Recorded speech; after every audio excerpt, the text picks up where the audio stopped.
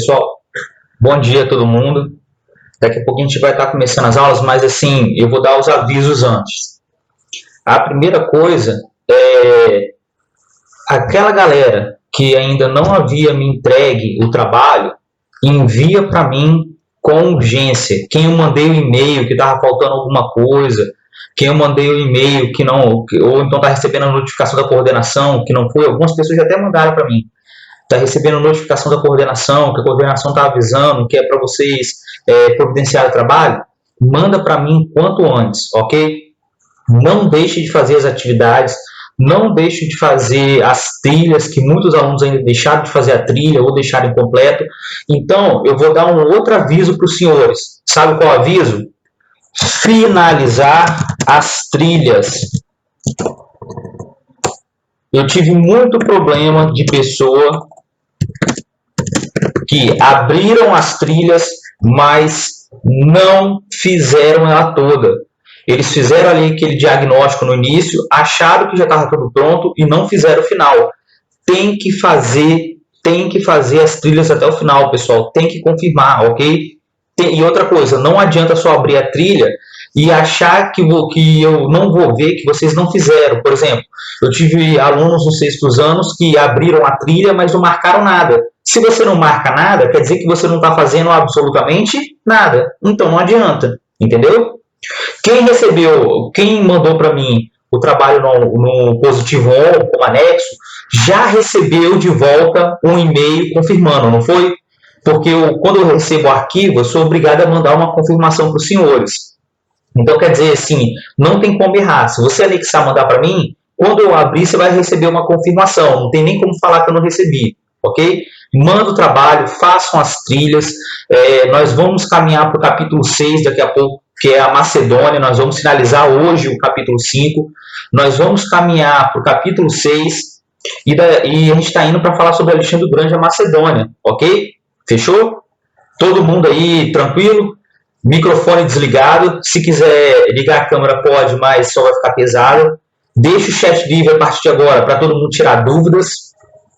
Tenha um caderno de história na mão. Por quê? O que vai ser a aula de hoje, professor? Nós vamos falar das 7 maravilhas, tirar as dúvidas, e nós vamos falar de 2 povos da antiguidade que foram muito importantes. Então, na verdade, a gente vai ver também outros povos, ok? Então, a primeira coisa, para quem está entrando agora, já está atrasado, eu deixei os avisos. Eu vou compartilhar com os senhores um arquivo.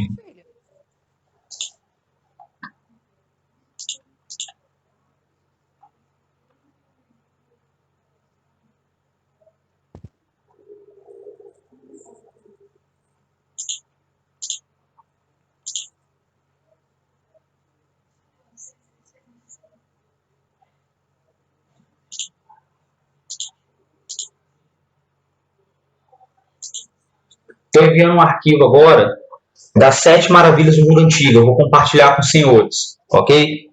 Alguns trabalhos vieram incompletos, eu já até mandei e-mail, alguns vieram muito resumidos, ok? Então, o PowerPoint tem algumas apresentações e no final nós vamos falar de 2 povos. Todo mundo está vendo aí? Confirma para mim no chat. Todo mundo está vendo?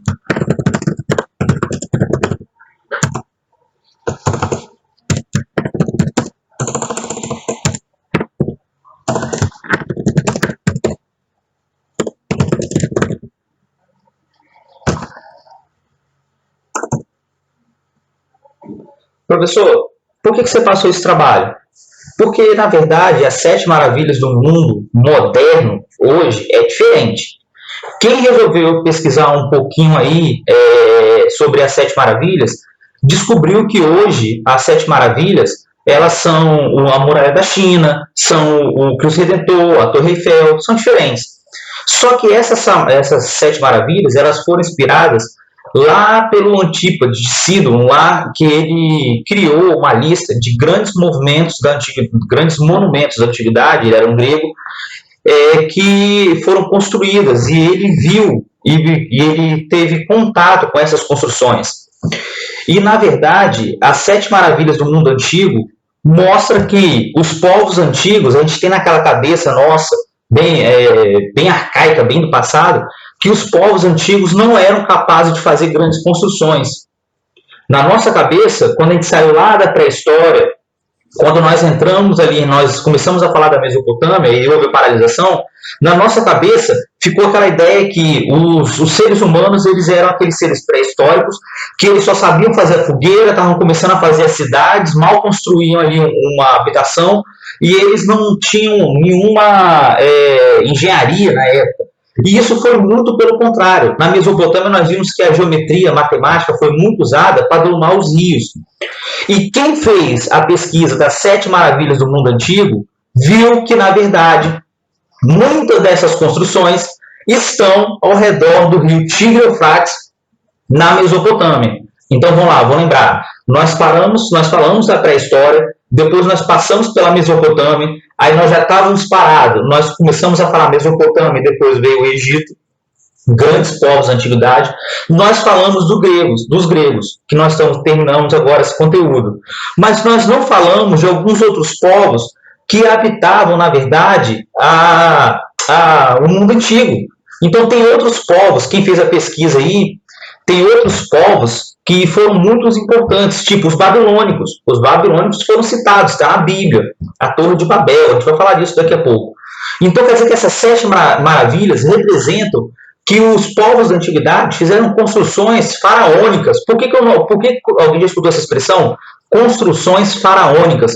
Quando você fala o seguinte, nossa, o cara está fazendo um prédio, o prédio é faraônico, o repórter fala.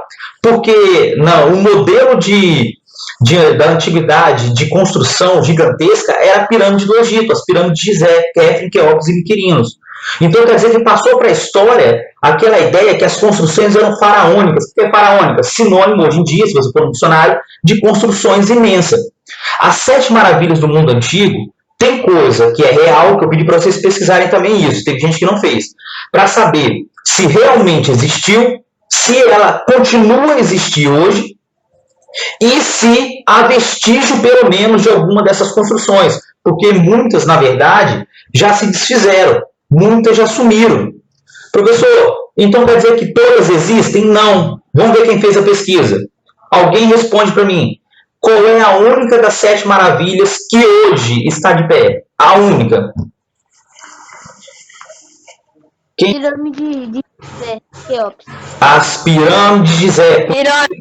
Como conhecida como a Grande Pirâmide de Gizé, na verdade, né? Só que nós traduzimos para o latino, para a nossa língua, de Gizé, fica mais bonito. Professor, mas quem é que fez essa lista? Foram os gregos. Os gregos.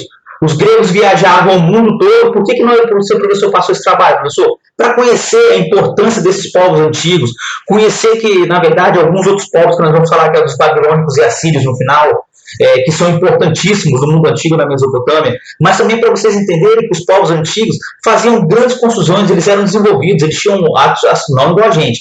Tecnologia na época deles era muito avançada, astronomia, matemática, medicina, e eles não eram totalmente atrasados igual nós pensamos.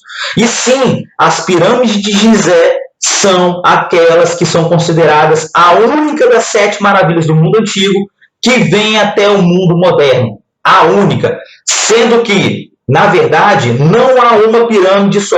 São quantas pirâmides mesmo que fez a pesquisa? Fala para mim. Quantas pirâmides? 5. Na verdade, são várias no Egito. As 3 mais importantes são Kefren, Queops e Miquerinos, que são as de Gizé.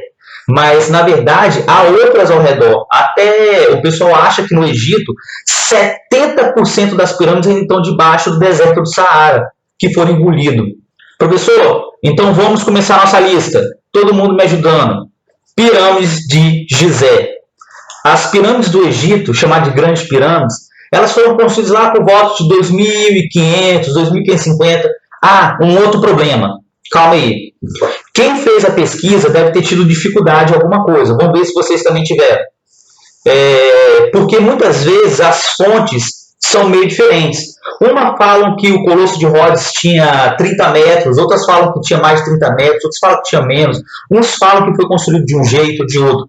Porque, na verdade, o grande problema dessas construções é porque muitas deixaram de existir até antes da Idade Média. Então não tem muitas fontes.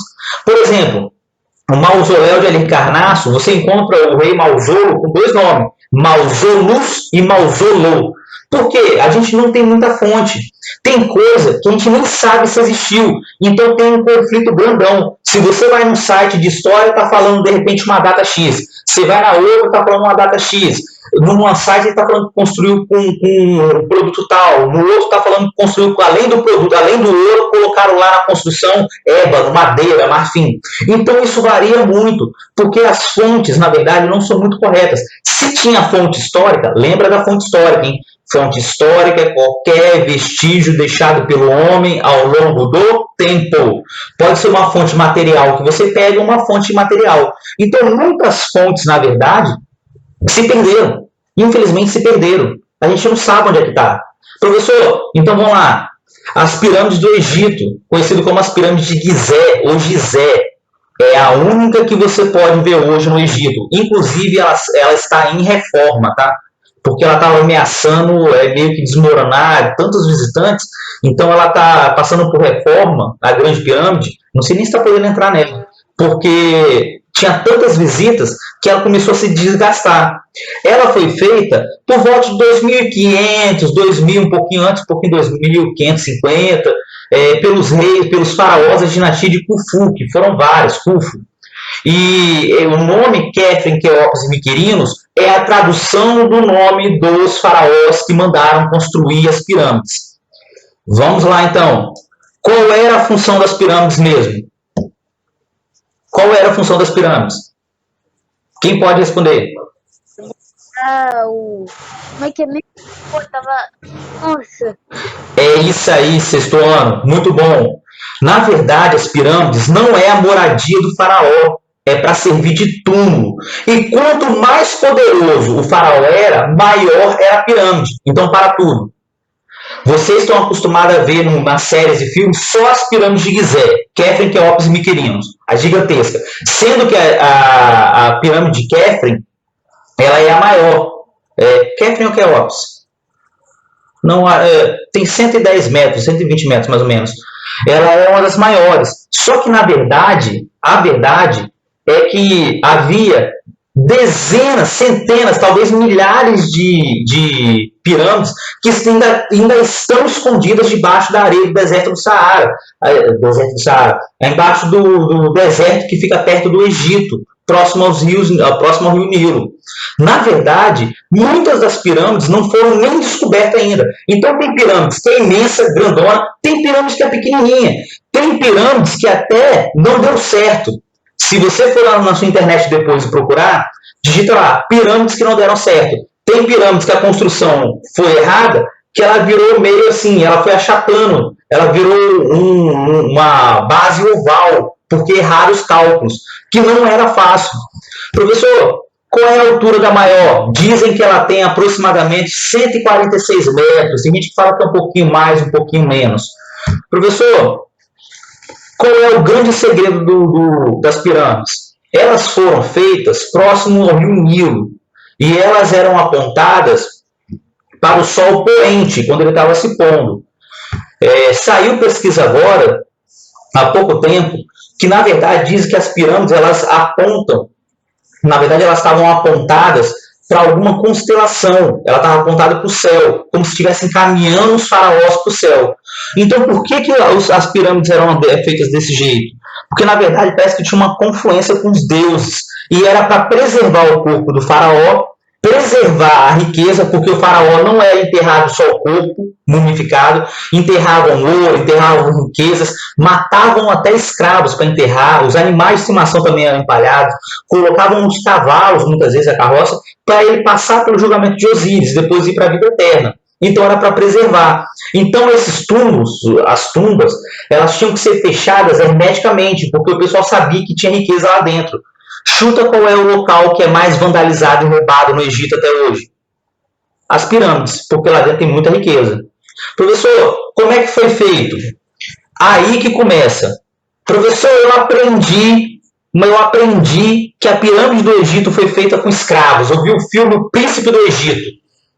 Quem viu o filme Príncipe do Egito? Coloque para mim. Eu vi o filme Príncipe do Egito.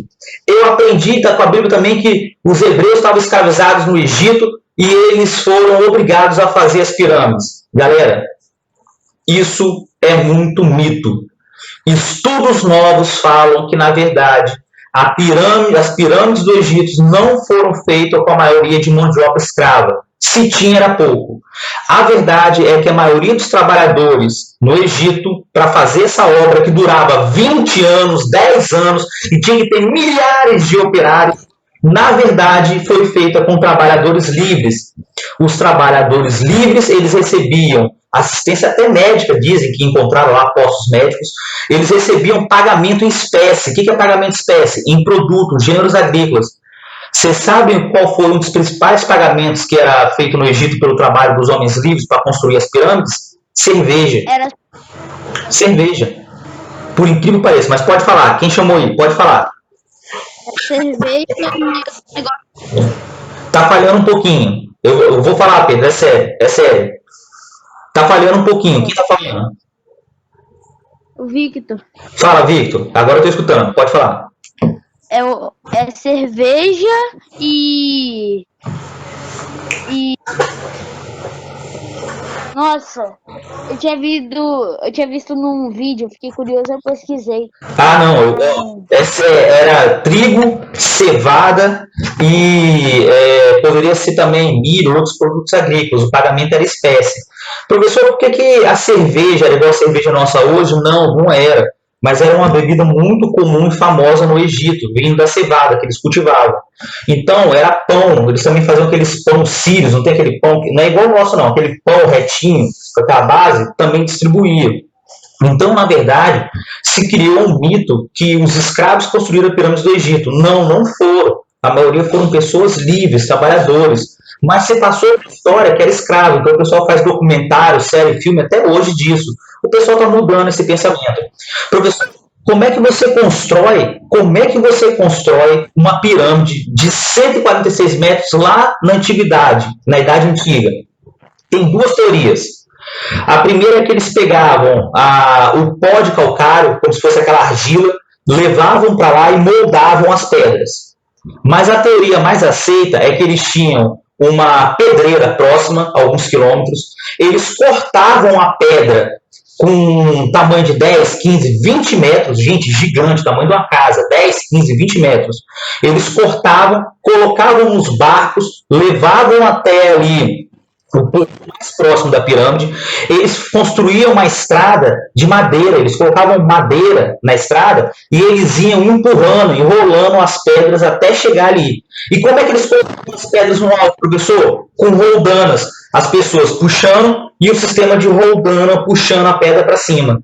O negócio é que o corte era tão perfeito que dizem que na época que as pirâmides eram feitas, as pedras não levavam argamassa. Você colocava uma pedra em cima da outra e o encaixe era tão perfeito que dizem que não passava nenhuma folha de papel no meio.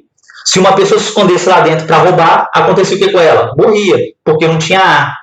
Professor, os trabalhadores ficavam lá décadas, 10, 15, 20 anos, dizem, 10 mil, 15 mil, 20 mil trabalhadores que trocavam mais ou menos de 6 meses ou um ano que o trabalho era muito pesado. Professor, mas era só o construtor que tinha? Não, gente. Para construir uma pirâmide dessa, tinha que ter o engenheiro, o pedreiro, o médico para cuidar dos trabalhadores, o que seria o arquiteto, tinha que ter o cozinheiro. Então, na verdade, se criava uma cidade ao redor dessas pirâmides. Terminou a pirâmide, era só aguardar o faraó morrer, o pessoal saía da lá e ia para a próxima construção. Era uma doideira, mas era verdade. Olha só que legal. É a única que chega para a gente até os dias de hoje. E se eu não me engano, ela está em reforma. De tantos viajantes que vão lá. E ela está até meio que reformada. Professor, olha como é que ela está hoje. Hoje ela está acabada. Mas antes as pedras de calcário formavam uma base branca em cima dela que quando o sol batia, refletia de longe. E devia ser uma visão belíssima. Mas hoje em dia a pirâmide está muito desgastada, ok? Depois, vamos para a segunda. A estátua de Zeus. Só um detalhe. Qual é a função de Zeus mesmo no Olimpo? Ele era o deus mais poderoso? Não, já tiraram o faraó. senão já roubaram. Ele era o rei do Olimpo, muito bom, né, claro. Zeus, pode falar. Mas já de Tá falhando no mau contato, Vitor, seu fone. Não sei nem se é internet, eu acho que é o mau contato do fone. Será que é o Rei Midas? O Rei Midas, não tem? A mitologia lá do Rei Midas? Só um minutinho. Então, Fala. deixa eu aqui. A ligação tá falhando, tá falhando muito a voz. Ah, tá. Esse é o microfone. É o microfone, tá muito, muito baixinho, quase não tô te escutando. Ah, tá. Mas eu te mando então. Manda pra mim no chat qualquer coisa, manda. Quem é que tava falando junto com o Vitor? Outra pessoa?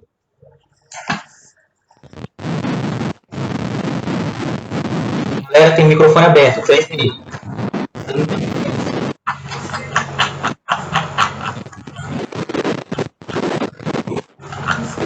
Pessoal, tem o microfone aberto. Olha só. Vamos lá então, hein? Segunda.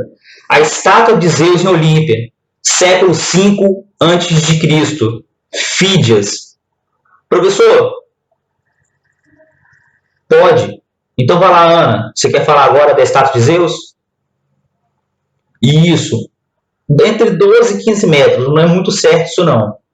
A estátua de Zeus, lógico, ele era o rei do Olimpo, senhor do raio. Ele não era o Deus supremo e todo-poderoso. Dizem que quando ele cingia a fronte dele, a testa, ficava com aquela cara de mal, diz que o Olimpo tremia. Então, assim, era um Deus que era muito respeitado, mas não era o todo-poderoso que a gente acha supremo de todo mundo. Senão não havia guerra entre eles. Tem que lembrar que, sim, ele era o mais conhecido, mas não quer dizer que ele também era somente o mais adorado. Senão, não ia ter o templo de Artemis, que nós vamos passar. A verdade é que muitas das construções que nós vamos ver a partir de agora tiveram a mãozinha dos gregos, que eram excelentes escultores. Lembra das estátuas? Excelentes escultores. Esse templo ele ficava lá dentro de Olímpia. Havia um templo que era grande, e dentro do templo de Olímpia fizeram a estátua de Zeus de 12, entre 12, 13, 14, dizem que até 15 metros. Aí que está o problema. O problema é que começa a falar como é que ela foi feita. Tem gente que fala que ela era feita só de marfim com ouro, marfim com ébano, que era madeira, e os olhos eram feitos de pedras preciosas. Imagina, uma estátua de 15 metros com olhos de pedras preciosas. Tem pessoas que falam que o templo era totalmente fechado, hermético. Tem pessoas que falam que o templo, na verdade, era aberto. O fato é que em Olímpia, local onde nasceu as Olimpíadas, as pessoas fizeram um templo em homenagem a Zeus. E esse templo era muito, muito visitado, principalmente quando? Nos Jogos Olímpicos, onde era proibido haver guerras. E muitas pessoas podiam fazer oferenda lá na Polis de Olímpia sem ter medo de ser atacado ou começar uma guerra entre as polis e não poder sair.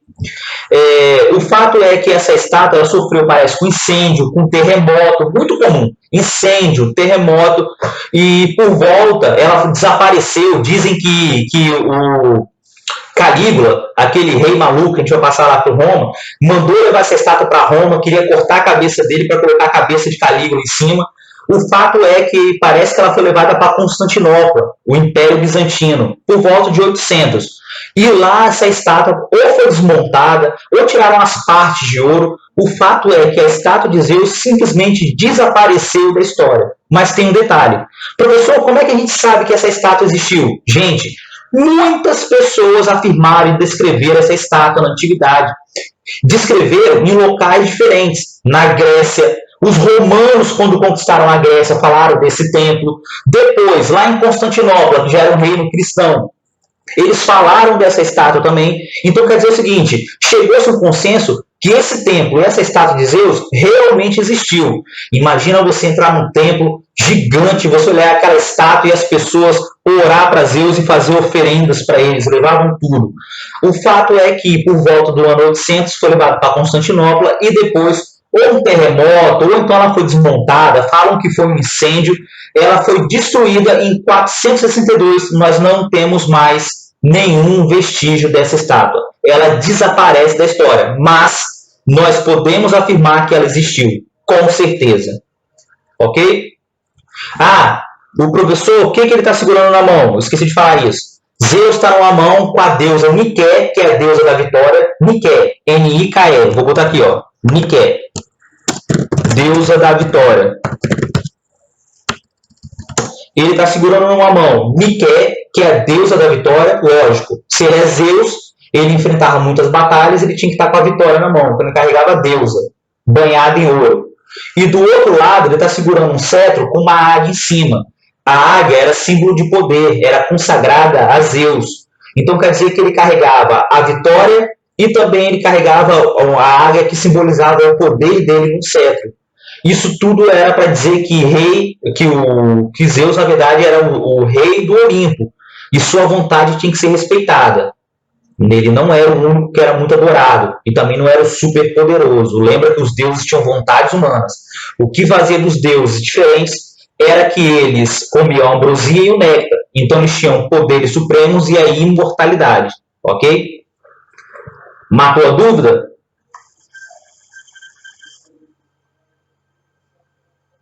Arthur, matou a dúvida? Conseguiu? Fechou?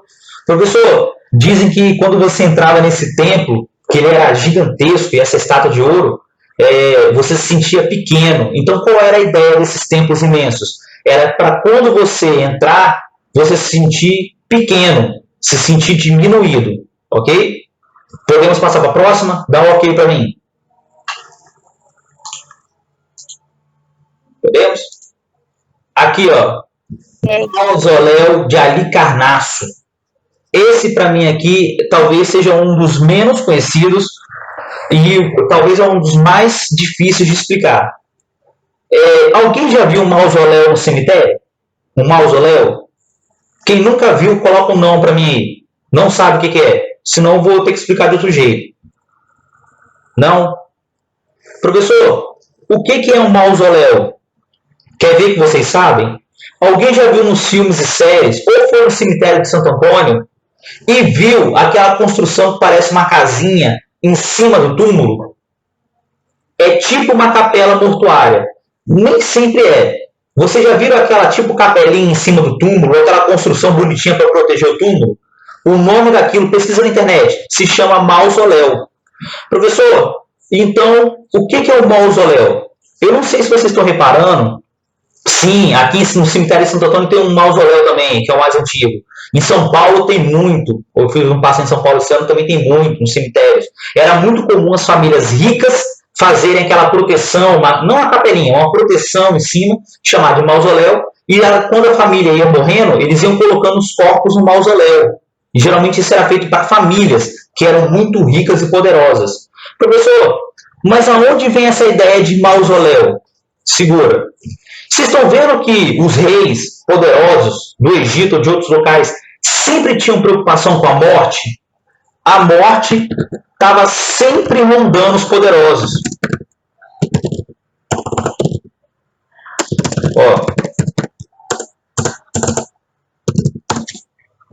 A morte sempre estava rondando os poderosos. Professor, o que é o mausoléu de Halicarnasso? Na verdade, havia um rei chamado Mausolo ou Mausolus, depende da fonte. Pode ser Mausolo ou Mausolus, que governava o reino de Cária, que era integrante do Império Persa. A região de Cária era uma satrápia. Cária era uma satrápia do Império Persa. É como se fosse um município do Império Persa. E lá tinha um governante chamado Mausolus, que por acaso casou com dizem que as fontes que era irmã dele, a Artemisa II.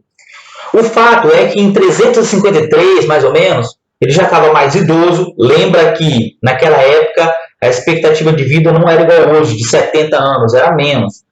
E ele já estava com uma certa idade e ele resolveu construir sua capela mortuária.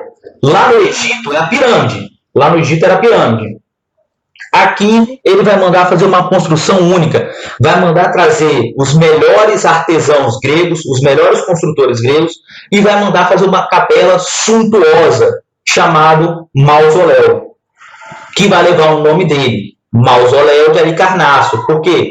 Halicarnasso era como se fosse a capital de Cária, é onde ficava a sede do governo. Professor, o que vai acontecer? Ele vai começar a construção e ele vai morrer. Olha só que doideira, ele vai morrer antes de ficar pronto. A esposa dele, vendo o desejo dele, a Felícia II, vai mandar continuar a construção. Só que dizem as fontes, não é 100% confirmada, que ela morre antes. Então, quer dizer assim, morreu o rei que queria a construção e morreu a esposa dele que estava mandando construir. Olha só que doideira. Professor, e o que os arquitetos gregos fizeram? Os arquitetos gregos, vendo que a construção era suntuosa, maravilhosa, poderosa, eles vão dar continuidade à construção do mausoléu de Halicarnasso, mesmo após a morte do rei e da rainha. Olha só, porque eles queriam ver ficar pronto. O próximo rei deu autorização para eles continuarem. E só depois que os corpos do Mausolo e da Artemisia foram levados para lá. Professor, como é que foi feito o mausoléu de Halicarnasso? Gente, ele tinha 4 estágios. Colunas imensas, que eram 36 ao redor. Imagina, coisa linda. Tinha ali, mais ou menos, uns 45 metros de altura. Imagina, um prédio de 5, 6 andares, 7 andares, imenso. As colunas ao redor, a base, aonde ficava o corpo do Mausolo e da Artemisia? No subsolo, porque se deixasse na parte de cima, as pessoas iam roubar o corpo. Iam roubar ali as riquezas, que eram enterrados com o rei e com a rainha. Eles ficavam na base. Mas quando você entrava, você via que as paredes poderiam ser feitas de pedra branca ou mármore. Imagina, mármore branco, lindo, maravilhoso. Tinha decorações, esculturas da Grécia, das batalhas gregas, da mitologia, de fora a fora. Tinha leões que eram esculpidos dentro ali do mausoléu. Quando você chegava no telhado, o telhado era feito tipo em pirâmide, e ele era feito em estágios, então quer dizer que tinha 24 partes, iam diminuindo, até chegar em cima, onde tinha uma biga, uma carroça, com 4 cavalos, puxando ali como se fosse o rei e a rainha para a eternidade. Gente, era uma construção de outro mundo, era uma coisa linda. E, de novo, o que vai acontecer? Já mataram ele, já mataram a charada. Professor, essa construção existe até o dia de hoje? Não. Terremoto. Ficava perto ali, o Império Persa ficava perto da Mesopotâmia, para conquistar, na verdade, a Mesopotâmia. Então era muito comum ter terremotos. Então, na verdade, dizem que houveram vários terremotos, principalmente no final ali do século X, XI, XII, e o mausoléu vai cair. E as pessoas vão tirar essas pedras para utilizar em construções. Professor, mas o mausoléu existiu? Sim. Como é que você consegue provar? Muitos viajantes passavam lá. Imagina, igual a gente vai viajar e passa num ponto turístico. Passava lá para justamente você ver aquela construção que o mundo inteiro conhecia. Então, há vários povos diferentes que descreveram o mausoléu de Halicarnasso. Então, professor, você pode falar que ela existiu? Com certeza, essa existiu. Apesar dela ter de ser destruída, ela com certeza ela existiu, porque povos diferentes falaram sobre essa construção, descreveram ela, as colunas, descreveram como era feito, o tamanho dela, as decorações, as batalhas. Dentro tinha imagem de batalha dos gregos, e as pessoas descreviam as batalhas. Depois o pessoal comprovou que essas batalhas aconteceram. Então, quer dizer, se fizeram isso no mausoléu, quer dizer que alguém se preocupou em transmitir a verdade. Ou seja, colocaram lá dentro realmente o que estava acontecendo na Grécia. O que vai acontecer com o nome do Mausolos? Mausolos vai virar sinônimo de mausoléu, local onde você guarda os corpos, necrópole, onde famílias ou pessoas mandam construir ali habitações para guardar o corpo das pessoas. O nome dele vai virar sinônimo de mausoléu hoje em dia, local onde você guarda corpos. Olha só, passou para a história, a gente nem sabe. Ok? Não, o pessoal está perguntando o que é subsolo. Subsolo é a parte de baixo, é abaixo do nível do solo. Ok? Ficava na parte de baixo. Isso acontecia também com os faraós, tá? Os faraós eles não ficavam na parte de cima da pirâmide, era raro. Eles colocavam geralmente abaixo do nível do solo para evitar saques, roubos, que é mais difícil você cavar. Ok? Podemos passar para a próxima? Aqui, Templo de Ártemis, deusa da caça, da virtude, da floresta. Ligado também à virgindade. Artemis, a caçadora que ficava lá, nós já vimos essa deusa. As meninas adoram. Professor, esse era o maior templo da antiguidade, registrado, maior do que o de Zeus. Professor, aí eu falo, lá em Roma ela era chamada de Diana, que dá origem à Mulher Maravilha. Tá certo, Pedro? Professor, lá em Roma ela recebeu o nome de Diana. Olha só, o templo de Artemis era o maior templo que foi registrado na antiguidade. Como, professor? Você acabou de falar que o templo lá em homenagem a Zeus era grande, com a estátua de 12 e 15 metros. Na verdade, esse templo era o dobro do tamanho em homenagem a Artemis. Professor, então quer dizer que essa história que Zeus era o único e super adorado é verdade, igual você vê nos filmes e séries? Não. Olha o exemplo. O templo de Artemis foi feito por volta de 550, mais ou menos, antes de Cristo. E demorou uns 10 anos para a construção. Então terminou entre 530 e 540. E era homenagem a Deus Artemis, Deus da caça, da virtude e da floresta. O local dela ficava em Éfeso. Éfeso era uma polis grega que ficava lá na Turquia, entre a Europa e ficava entre a Ásia, na Turquia. Tinha 90 metros de altura, para tudo. O mausoléu de Halicarnasso tinha 45 metros.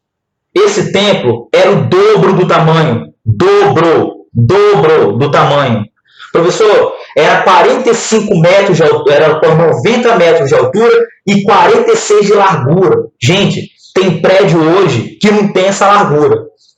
90 metros, sei lá, deve ser um prédio de 10 andares, 11 andares. É uma torre gigante. O templo dela era todo trabalhado, com as colunas decoradas, no estilo jônico e dório dos gregos. Era lindo, lindíssimo. Dizem que quando os gregos entravam, os viajantes entravam, falavam que essa, com certeza, dizem que era a construção mais linda que existia no mundo antigo. Quem era viajante falava que quando você chegava no templo de Artemis, não tinha para Colosso de Rhodes, não tinha para pirâmides do Egito, não tinha para uma obra de Halicarnasso. Era a construção mais bela que existia, em homenagem a uma mulher. Olha só, deusa da caça, da floresta, da virtude também, protetor dos animais. Professor, como é que era feito esse templo? De ouro, ébano, prata e pedra preta. Tudo decorado no interior, com a estátua dela. Professor, quando é que ela foi destruída? Um cara maluco chamado Erostrato, em 336, organizou um ato terrorista para que o templo pegasse fogo. Foi a primeira vez que o templo sofreu um abalo. Ele queria deixar o nome dele para a história. Ele queria, quando foi perguntar a ele por que ele botou fogo no templo, ele falou que ele queria deixar o nome dele para a história. Ele queria que as pessoas lembrassem o nome dele séculos e séculos. E pior que é verdade, nós estamos falando dele agora. Mas esquece o nome, esse cara não valia nada.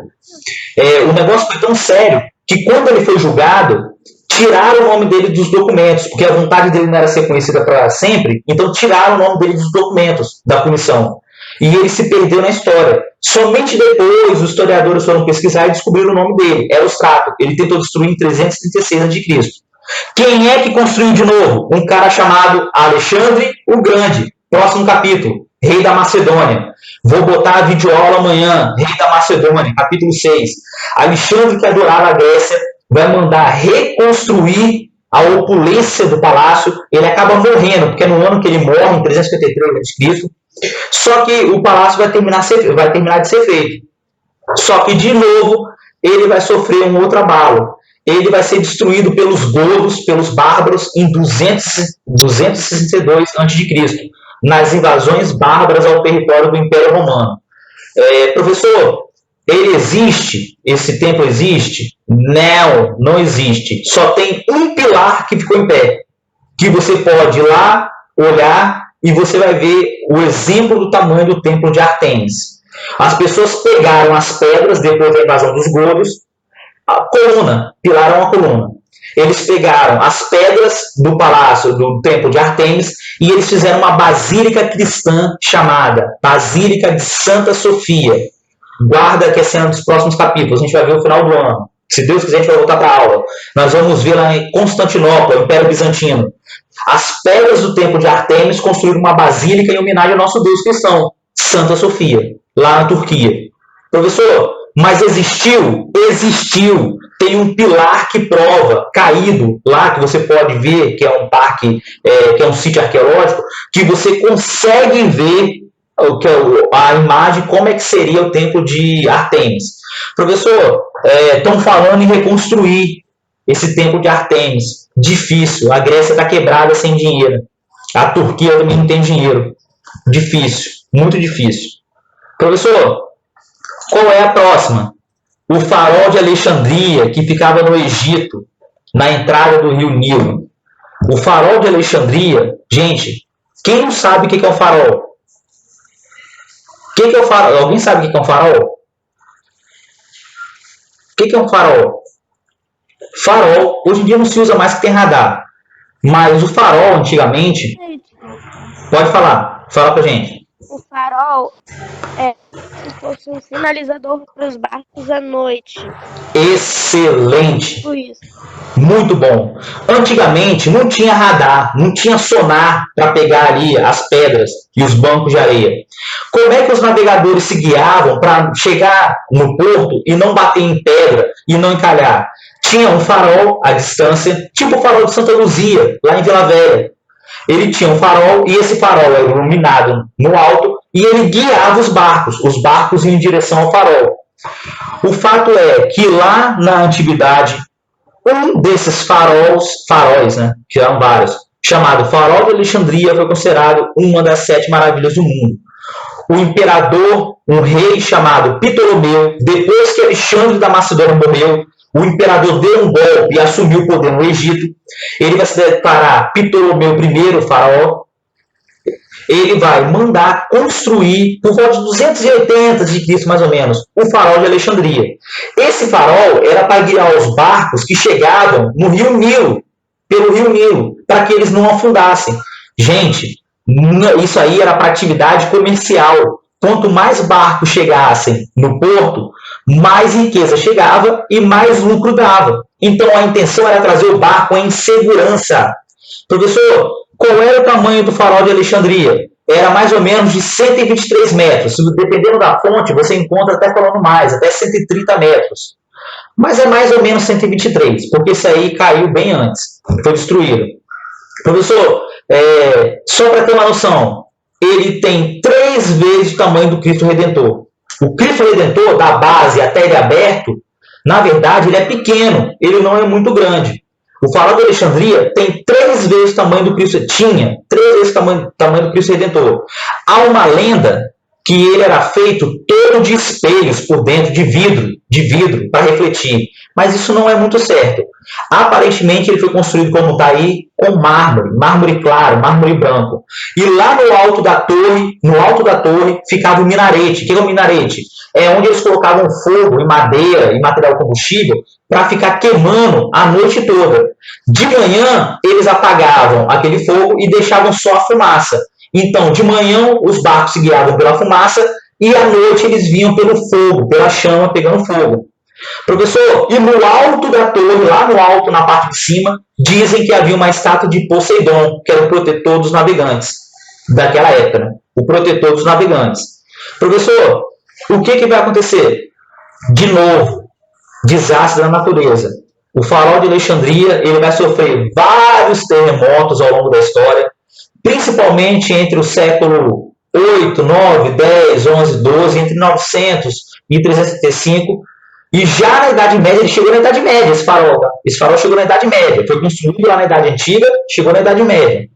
Ele acabou sendo completamente destruído por volta de 1350, 1300.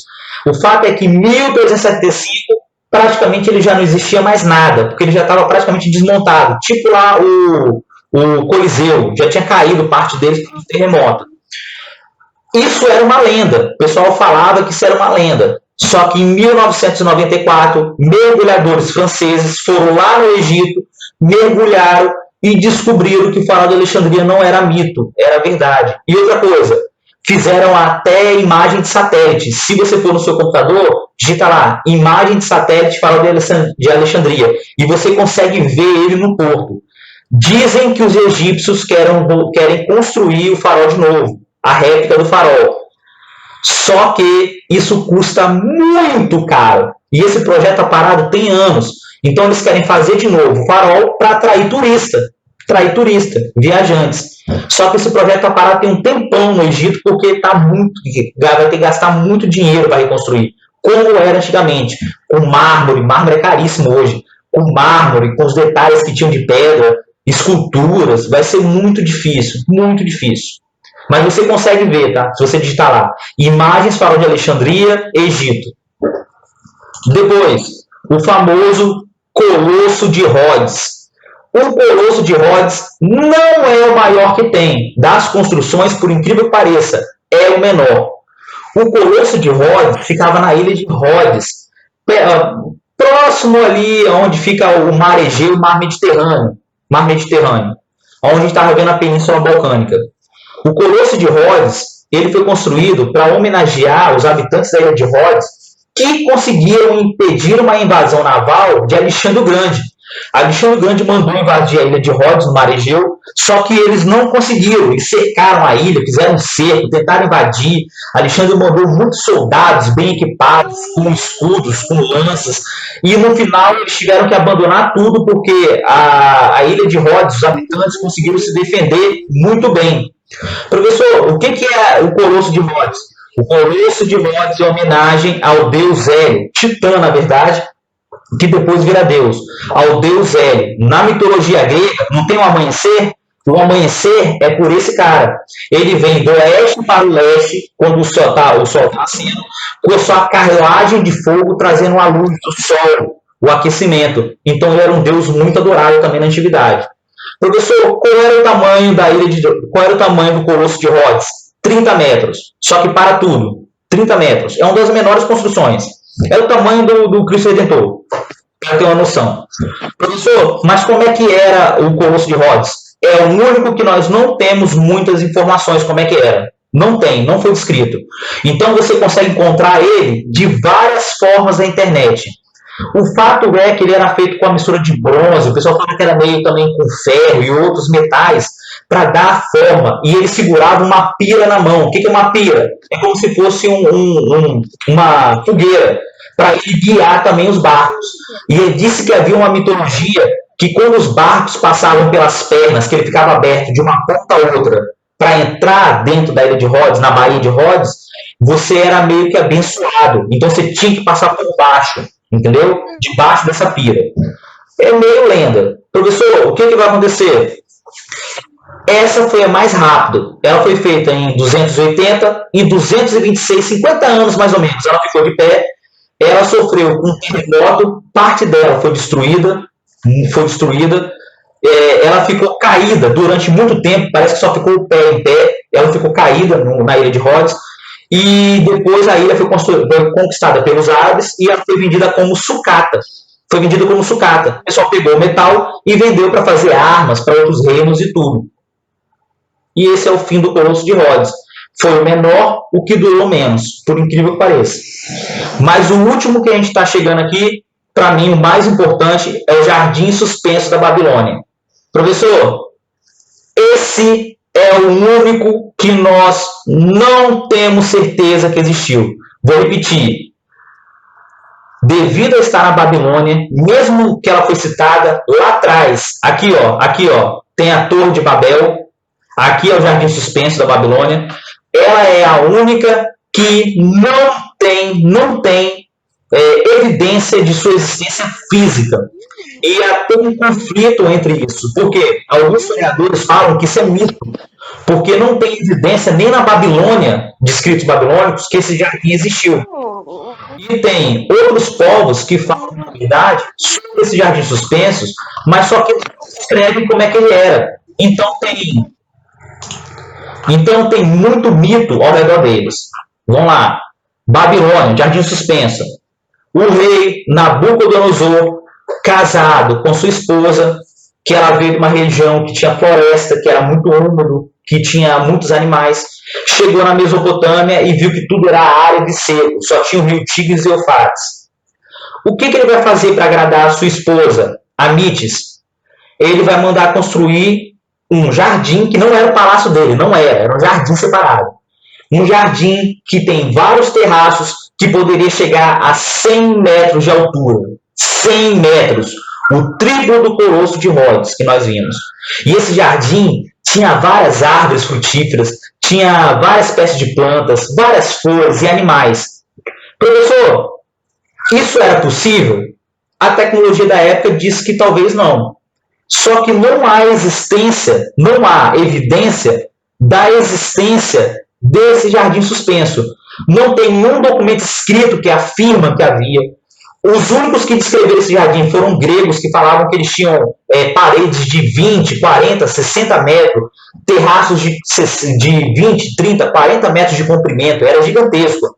Havia cachoeiras caindo entre os terraços, e quem olhava de longe achava que os terraços estavam chegando no céu, como se fosse um em cima do outro. Quem olhava de longe parecia que ele estava flutuando no ar. Professor, é certo que isso existiu? Não.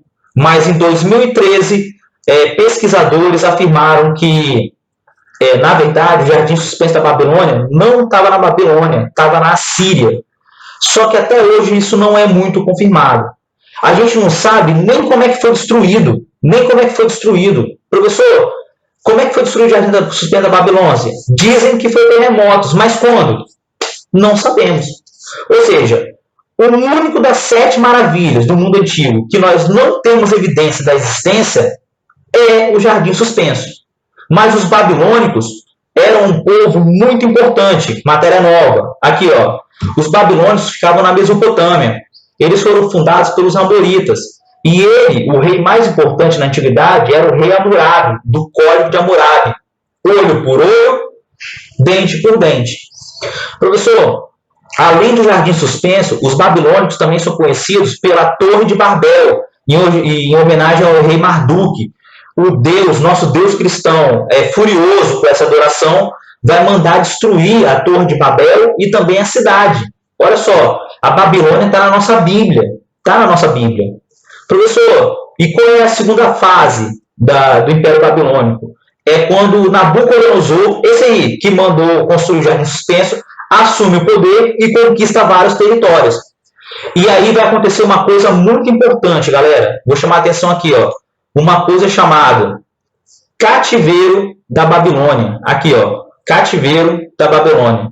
Nabucodonosor vai conquistar a região onde fica Jerusalém e vai escravizar os hebreus, aqui da Bíblia, os hebreus, os povos do Antigo Testamento, e vai transformar eles em escravos de 598 a 538. Dizem que talvez os jardins suspensos foram feitos com mão de obra escrava dos hebreus. Os hebreus deram origem aos judeus, que vai dar origem aos cristãos, que existem em Cristo. Professor, quando é que o Império Babilônico se dissolve? Quando o rei persa chamado Ciro I conquista a região e acaba com o governo da Babilônia. Professor, e qual é o segundo povo que você está apontando para a gente? Olha para cá, nós falamos sobre ele, os assírios. Dizem que, na verdade, quem construiu o Jardim da Babilônia não foi os babilônicos, foram os assírios. Os assírios é um povo que ocupou a região, derrotou o primeiro império babilônico e conquistou a região onde ficava todinha ali, a região parte da Mesopotâmia. Ela conquistou do Egito, no norte da África, a Palestina, chegando até mesmo Jerusalém. Professor, quem eram os assírios? Os assírios fizeram a guerra um ofício. Eles eram meio que os espartanos da Mesopotâmia. O trabalho deles era conquistar outros povos e tirar a riqueza desses povos. E eles transformavam os povos conquistados em escravos. Professor, e eles faziam uma coisa que era muito desumana, mas era comum. Os assírios eram guerreiros excepcionais. E eles enfrentavam muitas revoltas. Para evitar revoltas, os assírios eles costumavam torturar os seus inimigos. Como? Eles gostavam de cortar uma orelha, o nariz, cortavam os dedos, para criar o terror nos seus escravos, nos povos escravizados, e impedir que eles fizessem revoltas. Os caras eram extremamente desumanos. E eles inventaram uma coisa aqui embaixo, ó, olha para cá, chamado carro de guerra. O que era o carro de guerra? Foi a grande invenção deles. Era uma biga que levava 2 ou 3 soldados, puxado por cavalos protegidos com peças de couro, e eles atacavam os inimigos em cima das bigas. Eles conseguiam atravessar os inimigos, rodear eles e atacar eles. E essa invenção fez eles ficarem famosos no mundo antigo, além da tortura. E é verdade, quem vai copiar eles são os romanos. Estão falando aí do gladiador. Sim, quem vai copiar eles são os romanos. Professor, quando é que os assírios são derrotados? Em 612, o imperador Nabucodonosor da Babilônia vai reconquistar o território, vai destruir a capital da Síria, que é Nínive, e vai proclamar o fim do Império Assírio. Eu queria falar desses dois povos porque eles são povos importantíssimos e a apostila acaba não falando deles. E eles são essenciais para a gente entender. Muitos desses povos antigos estão na Bíblia. Ok? Galera, dúvidas? Dúvidas? Gostaram? Tem uma pergunta. Pode falar. Fala pra gente. Eu não tô entendendo, porque o nome do negócio é Jardim da Babilônia, mas não tem nada a ver com a Babilônia. Sim, é por isso que os historiadores falam, na verdade, que talvez o Jardim Suspenso da Babilônia não foram da Babilônia, foram da Síria. Os assírios que construíram, entendeu? Mas é uma coisa incerta, porque a gente não sabe se ele existiu. A única das 7 maravilhas que a gente não tem fonte histórica confiável, que a gente não tem descrição completa, que a gente não sabe que existiu, é o Jardim Suspenso da Babilônia, apesar dos babilônios estarem na Bíblia. Qual é uma das principais fontes históricas do povo babilônico? A Bíblia que nós temos, o Antigo Testamento. Ok? Fechou? Pessoal, espero que tenham gostado. Essas 7 maravilhas existem ainda? Não, só as pirâmides do Egito. As outras não. Acabou. Hoje tem as 7 maravilhas do mundo moderno, que é a Muralha da China, o Cristo Redentor, mas aí é coisa moderna, que foi feita agora. Ok? Pessoal, Valeu, tio, por essa aula. Foi massa. amanhã vou estar liberando a videoaula do capítulo 6 da Macedônia, Alexandre o Grande. Não esqueçam de entrar para ver a videoaula do professor. E quem não mandou para mim o trabalho ainda, favor mandar com urgência no Word, mandar para mim lá anexado, hein? Ok? Fechou? Você... O meu, Pode falar. você trabalho? Oi? Você recebe trabalho? Mandei a foto? Tá falhando.